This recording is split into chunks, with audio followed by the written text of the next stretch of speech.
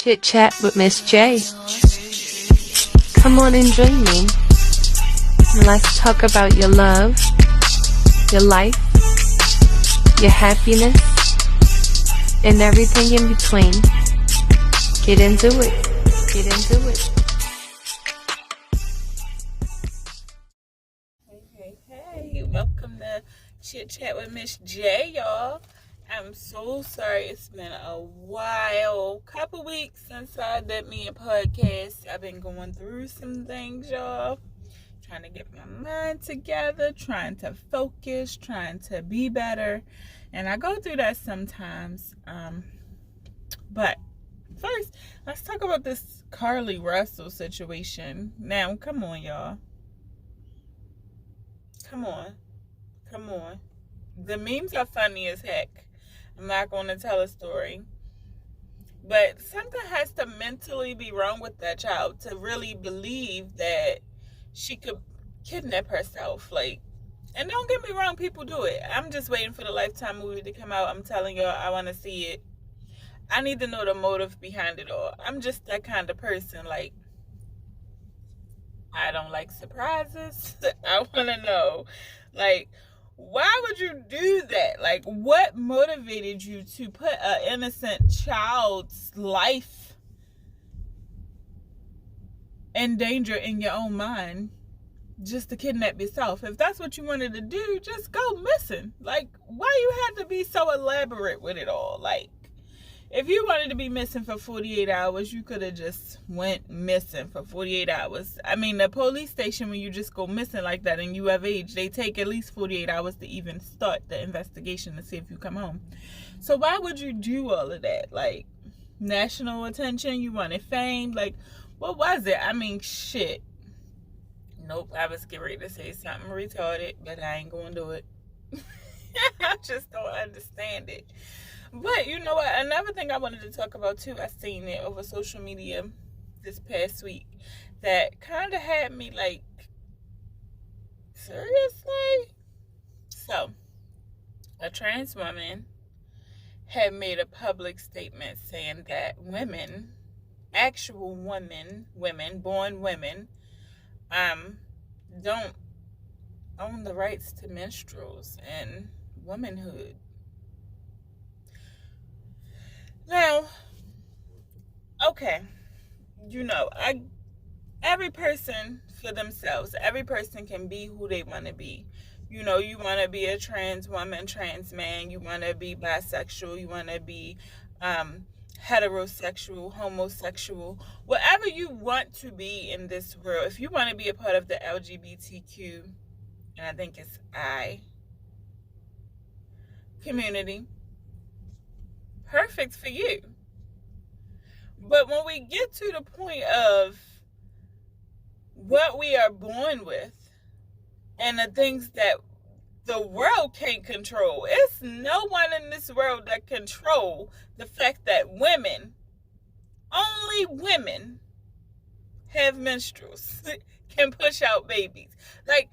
Don't get me wrong, we've had that whole little man got pregnant thing, but that was something that was done to that person.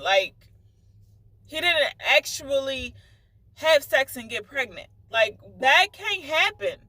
And he damn sure couldn't push the baby out. Let's be clear about that. Listen, right? I just think that we going too far with it. It's okay to be who you are. It's okay to accept that people are different.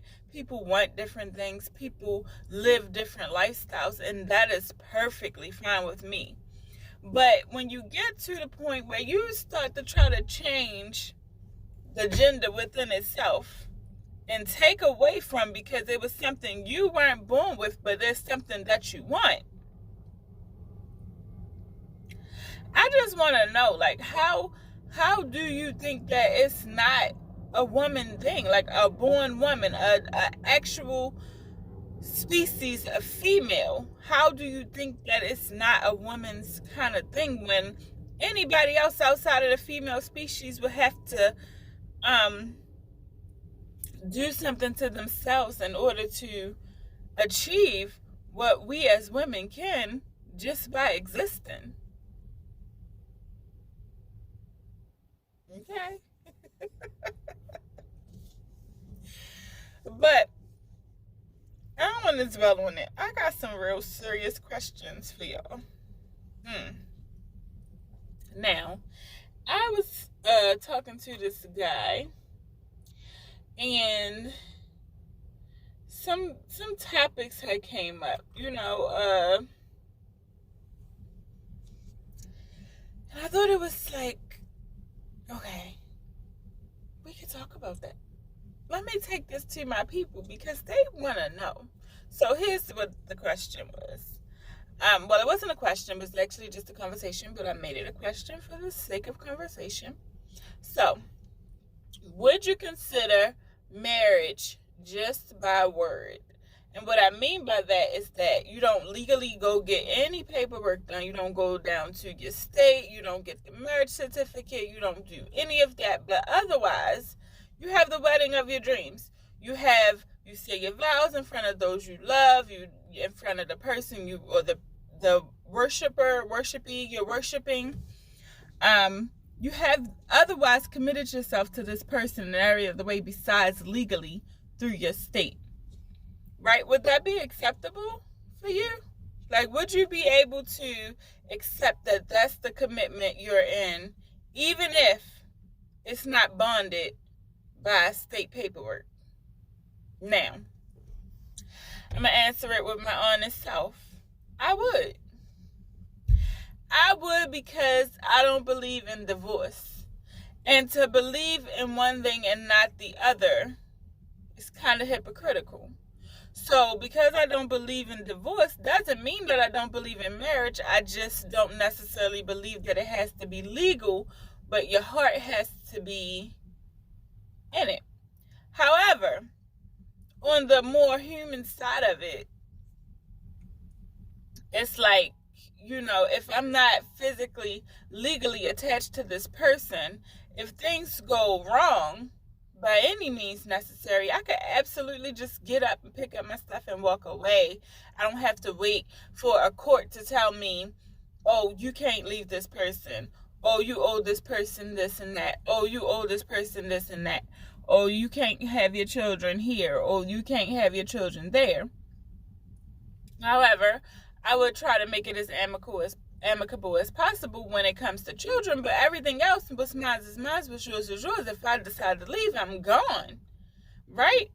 Now, if we're building together, I guess it would have to be like some kind of agreement in the beginning of all of that journey, because I can't see you being on a journey with someone and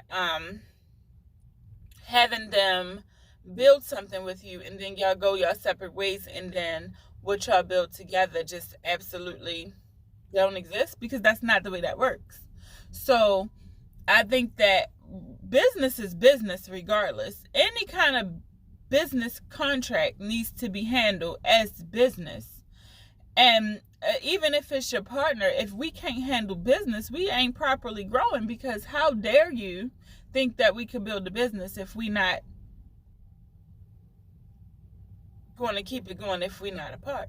Or what's in place to save our own financial stability if we do break apart? Now, hear me out, right? Yes, being legally bonded to someone by your state forces you to be with that person. It forces infidelity. It forces adultery. But if you are married in the eyes of the Lord or the eyes of whoever you may worship, and not by the state, when it's over, can it be over? Are you reneging on a promise that you made to the person or the people you worship, the things you worship? It's just a catch-22. Like, it's a yeah, I'm with it, and then how do you really get around it? I mean, for me, it's a no-brainer. Yes, I would absolutely marry the man that I love without legal paperwork. But I would want the wedding of my dreams. Okay? Because for me, that says that if you're going to invest our money, our time into committing yourself to me, then I believe it's true. I believe it's true. But what I won't...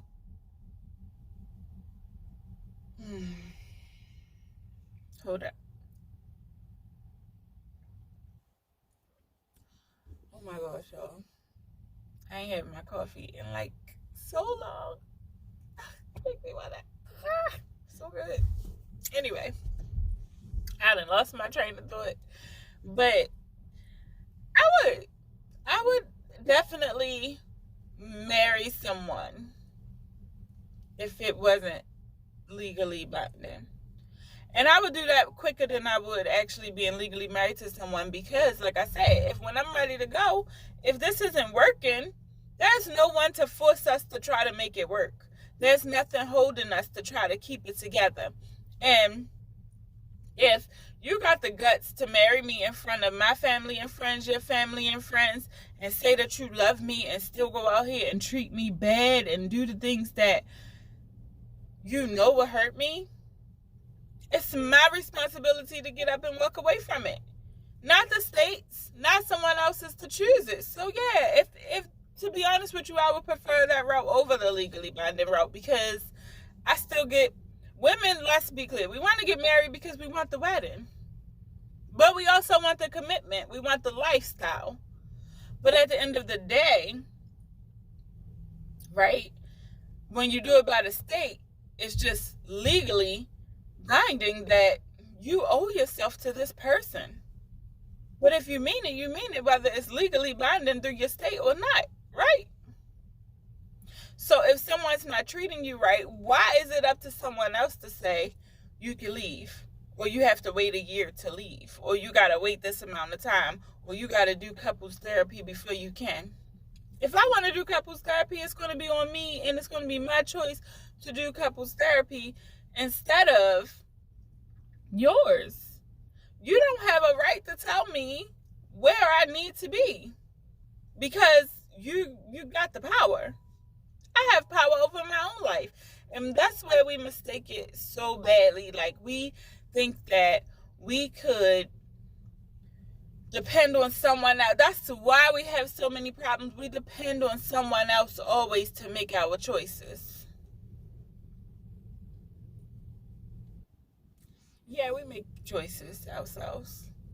But how many times have you had a choice, in which we make choices every day, but how many times have you made important decisions and you went to somebody else before you made it?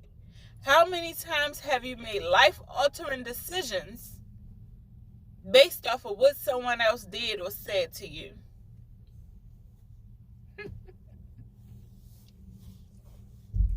We depend on it.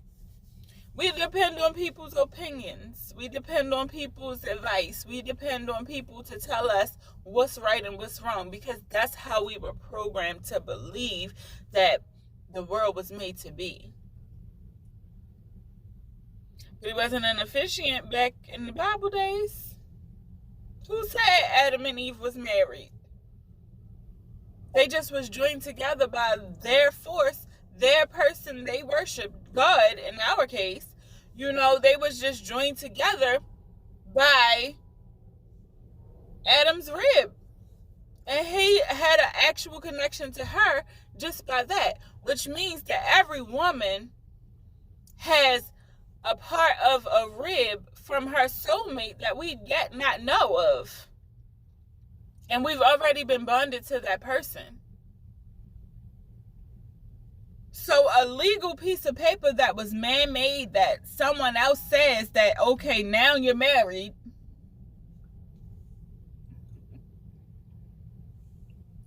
And don't get me wrong, I'm an ordained minister. But I have the right to feel like I can perform your wedding without paperwork. Although I have. But what I can't do is say that I disagree with it. I don't disagree with it. I feel like that's actually, it makes more sense to marry in the eyes of the person you worship and in front of your family and friends without it being legally binding. Because the legal system is already set up for us to fail regardless. So if the legal system has our education out here failing, it has our businesses failing, it has our livelihood failing, why do we trust the legal system with our marriages? If this was tea, I'd be sipping on tea, but it's coffee. Now, hold on. I had another topic, and this one, I mean, it ties in and then it don't. So, pretty much, the topic was understanding the differences between what a good man is and a man who you desire to be good to you. What's the difference between that, right? So, do we actually know the difference between good people and people who we want to be good to us? And then when I say man, I don't necessarily only mean men. I mean mankind, right? So, do we actually know the difference between good people and people who we want to be good to us? And you notice I'm not saying good people and bad people, because I don't necessarily believe that people are bad. I believe that people are influenced. And when I say that, I mean that people can be influenced in many different ways. Your mental stability can influence you to do things that is bad. But does it make you a bad person? Probably, depending on the actions. However, influence, right, can be, we get influenced by our peers. We get influenced by people we don't even like. We get influenced by people we don't know. And for everybody out there saying, not me, oh no, I can't be influenced. Oh no. Think about the music you listen to, the shows you watch, the people you see every day, the jobs you work, the people who put you on to certain things, the religions you choose, the lifestyle you lead, the lies you tell. Everything we do is influenced by something or someone, and the reason we don't take responsibility for it is because it's always someone else out there who can take the blame for it, because that's where we got our influence from. Just like the girl who was suing Mulatto. I like Mulatto because that's how I first known her, when she was on the rap game. Anyway. But the girl who was suing her because her sister actually ended up dying for the Rip Me Out the Plastic challenge, because she couldn't get the plastic off her head and suffocated. And so she said, oh, Mulatto made her do it. Nowhere in that song does it say put a plastic bag on your head and try to rip yourself out of it to the point where you just can't get it off and you're going to die. So what merit do you have? But the court system actually filed the case for that. I'm confused. Anyway, does that make her a bad person for feeling like she needed to go get Mulatto back or Lotto back because her sister died? That was an emotional, influential choice she made, while the sister's choice was just influential and it killed her. Sad, very sad. But at the end of the day, it was still your choice. You still decided to do it. And nobody else can take the blame for that but you. You pretty much killed yourself. And that's harsh to say. My heart and prayers are out to that family and anybody who's lost their life. Anybody who knows me knows I'm not a malicious person. But at the end of the day, if you out here making choices, if you out here using influences from music to wrap yourself up in plastic,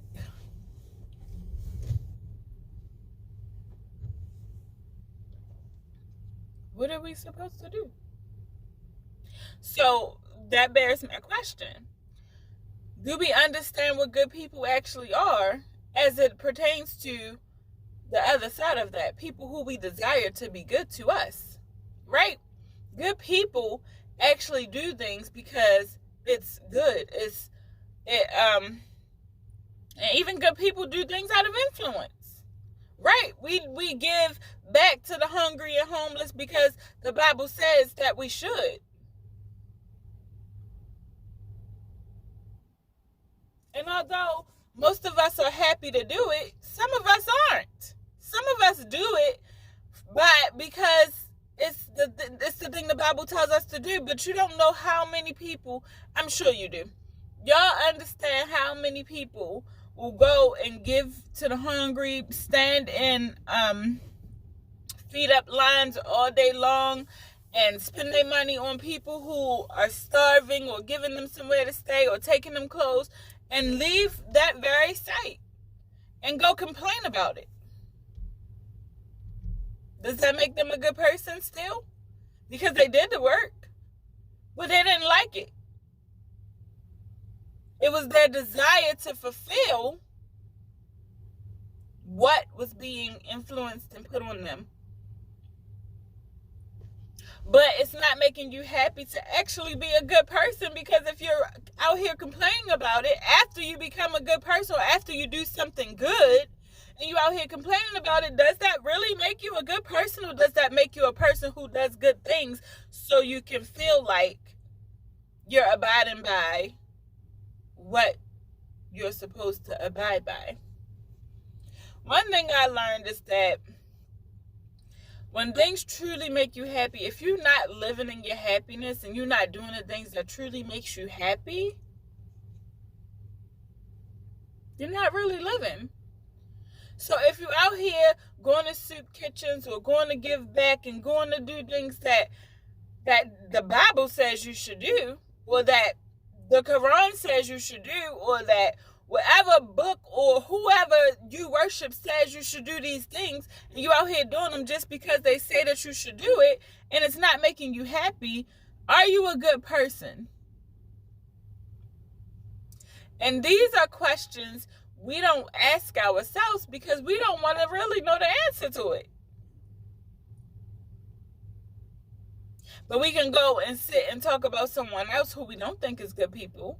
People who don't give back, people who don't go to church. But these are people who are not involved in anything, who mind their business, who help children with their homework, who volunteer after school to do things to help innocent children. But because they're not out here giving to the soup kitchens or donating money in the churches, they're not considered good people or the best of the best. Because let's be clear, more people who don't go to church or have some kind of higher power they believe in are actually some of the best people to learn from.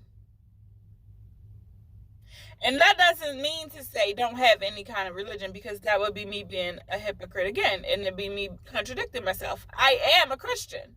I believe in the Bible. I believe that one day this world is going to be ended by fire. It's going to end by fire. I believe the Bible. I believe that doing good deeds in return opens the door for your blessings. I believe that. But what I'm saying is that, believing it and living in it and doing the things that makes you happy as it pertains to living a life to be seen as good in the eyes of the person you behold, or the higher power, we got to figure out a way to live our lives based on what makes us happy. I had a conversation with someone really close to me about how we living in our religion, right? And we have two separate religions. I'm Christian, that person's Muslim, actually converting. And I ask a lot of questions. I'm the kind of person, yes, I have my faith and I believe in it, but I'm inquisitive and I like to learn and I want to know every aspect of it. So I ask questions. Well, you've been here before. What's the difference? When you pray, what's the difference? How does your prayer differ from mine? How does the way this religion discipline differs from mine? How do you know that what you're doing is going to give you a better chance than me? But then the question came, hold up, because see, when I start stuttering, that means I need coffee. How do we know that, that wasn't what I was about to say. So what I was going to say, hold up, it's coming back. What I was going to say was that, so even though we're in different religions and I had all of these questions, the bottom line came down to it like, well, if you don't learn about something, it makes you ignorant to it. And people take ignorance as a bad word, but it's not. Ignorance is just being unknown. It just means that you don't know or understand whatever it is that you're supposed to be doing or learning. But the phrase also exists, ignorance is bliss. Ignorance is bliss because if you don't know, how can you be held accountable for it? Because bliss is happiness. And we don't even realize the things that we say makes a lot of sense if we actually dig into it, right? If we're ignorant to the things that we know, or if we're ignorant to the things that we should be doing, let me say that. If we're ignorant to the things that we should be doing and we're not doing them, how can we be held accountable for them? This is why I say that the people without any religion, just out here living their life, is in a better position than we are, because they're not actually in tune to learning the things that we already know. They're not in tune to learning the proper way of maintaining a happy life and going under the law of someone else. They don't know. They're ignorant to it. Ignorance is bliss. They're blissfully ignorant because it's okay, because they don't know. They don't know that you shouldn't have your ears pierced. They don't know that getting tattoos is also a sin. The Bible says that the protected are babies and fools. And when it refers to fools, it only refers to those who are ignorant to the word as it pertains to whatever you're studying. Right? So babies, obviously, you can make them grow up in the church. You can do everything possible to put your child into whatever religion you're growing up or grew up in. But they don't really understand it at that age. That's why I always say to anybody who has children who've been around me, they know, I don't believe that religion should be forced on children because it wasn't meant to be. I believe that religion should be chosen as you grow up and you begin to understand the way of the world and understand life and understand which way you want your religion to go, which way you want to be raised. How, and even if you're bringing your children up the way you were raised in whatever religion that you were raised in, it's still not okay to force that on them, because they might actually feel like they want to go a separate way. And we don't realize that forcing religion onto children actually makes them not want to have it, which then turn a baby into a fool at an adult age.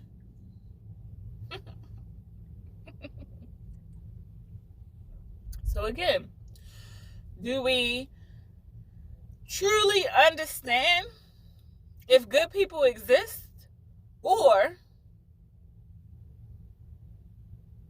are we people who desire to do good to fit in with the ways of our religion and the ways of the world? And we can take that conversation many ways. Many ways. However, the one thing that remains true is that we can try to be good all we want, but if our intention, if our heart is based off of gain, let's say that. If the motive, I thought of this phrase yesterday, and I said that I was going to bring it in. It fits perfectly. If, I'm trying to think, how exactly did I put it? If the motive was to do harm, but the intention was for good, does that make it right? And let's be clear about that. Let me make that a little bit more clear. So I said, if the motive was to do harm or hurt you, but the intention for that motive was to do good, does it make it good? Does it make that action good? So, elaboration. If, and I'm calling someone out inadvertently on purpose. So if you were going to break up with someone and tear them down in the worst possible way, only to protect them, let's say that, only to protect them from whatever you see coming or whatever is coming, and this person got hurt so bad that it like sent them into a deep depression and everything, and now that it's all over, you can come back and explain it all and say, oh, I had to do it because this is what was happening and I couldn't let you know. The intent was to hurt that person from the very beginning, just so you can get them out of whatever was happening, instead of coming straight out with the truth. That person still got hurt. And at this point, if it's a person like me, you have to now figure out, which route are you going to take? Are you going to believe what's coming back to you? Or are you that hurt? Has the damage already been done at that point? Right? So now we got to consider, what exactly are we doing?